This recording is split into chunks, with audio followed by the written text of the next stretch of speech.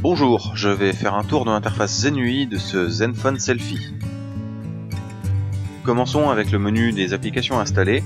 Donc Asus a rajouté la possibilité de sélectionner parmi 4 modes d'affichage. Donc par défaut c'est le mode personnalisé qui est le plus utile avec une gestion par catégorie automatique, mais on peut tout de même les modifier, ça c'est bien.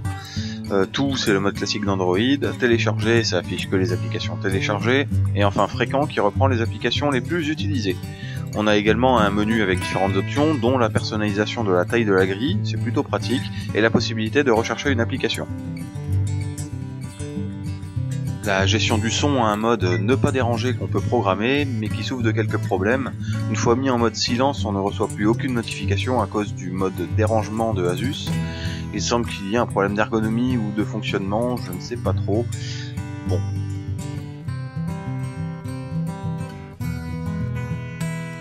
L'application téléphone est quant à elle bien pensée, avec une gestion de liste rouge.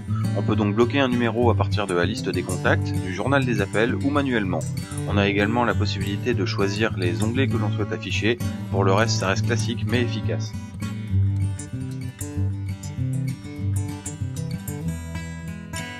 Parlons de l'application Splendid de Asus qui permet de gérer la température de couleur pour tirer vers des teintes plus froides ou plus chaudes.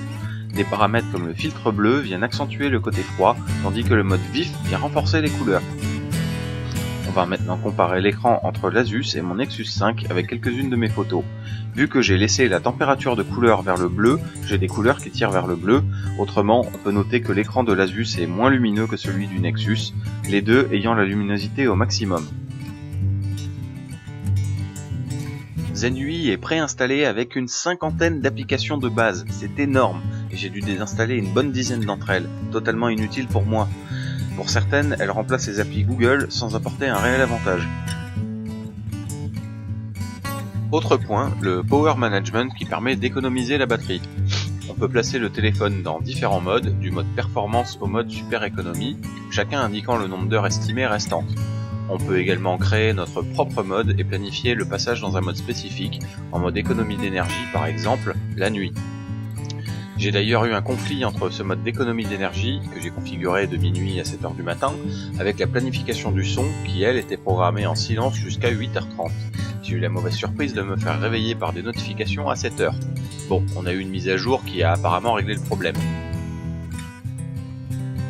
Il y a également un gestionnaire de démarrage qui permet de refuser le démarrage automatique de certaines applications, évitant ainsi de consommer de la batterie. Attention, ça coupe aussi les notifications de l'application en question. On peut également accéder dans le menu aux mises à jour des applications Zenui.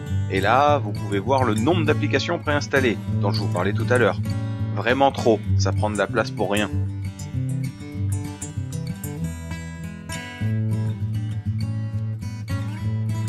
Dernier point, la gestion de la double SIM, puisque le selfie le gère.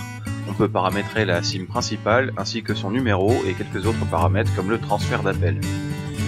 Bon, on a fait le tour, c'est tout pour cette vidéo, rendez-vous très bientôt pour la suivante.